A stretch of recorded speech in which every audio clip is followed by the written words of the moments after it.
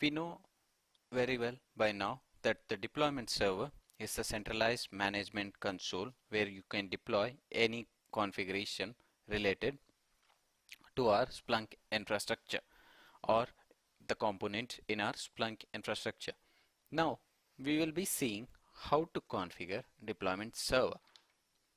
To configure deployment server, the best and possibly the only way is to create a server class.conf file which is responsible for your deployment server feature.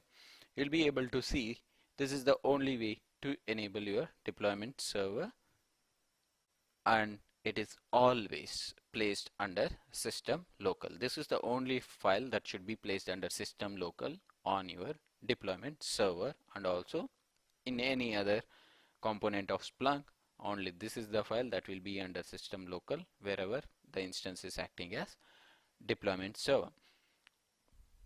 When we are building our own enterprise level Splunk architecture with high availability and multi-site clustering just for learning purpose on this Amazon AWS, we'll be seeing how effective a deployment server can be and to accomplish a task that needs to be performed by Splunk admin or Splunk architect within a matter of minutes. Let us proceed now and configure one Splunk instance as an deployment server by creating a server class.conf. Before that, we'll log into our deployment server. For this tutorial, we'll be using deployment server and license manager as one server. This is our deployment server IP. And by the way, do not try to log in to these instances, because by the time you guys will be watching these videos, hopefully they will be terminated, the instances will be terminated, and I'll be building a complete new lab setup so that once you enroll for the complete package of this tutorial, you'll be getting access to a lab environment where you can run your searches, create dashboard, create alerts, and see how the environment is performing. It will be completely for your search experience in Splunk,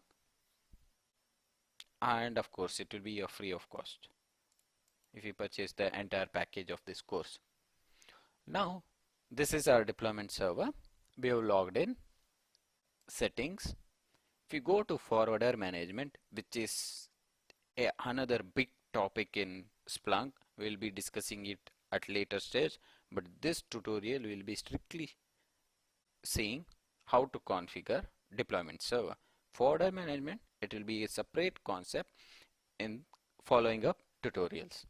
Click on forwarder management.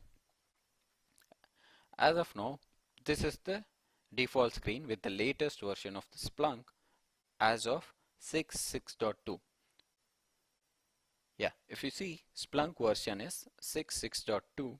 This is the latest version as of today, and the UI, we cannot configure deployment server using forwarder management. Forwarder management menu doesn't have any configuration that can enable deployment server from the web console.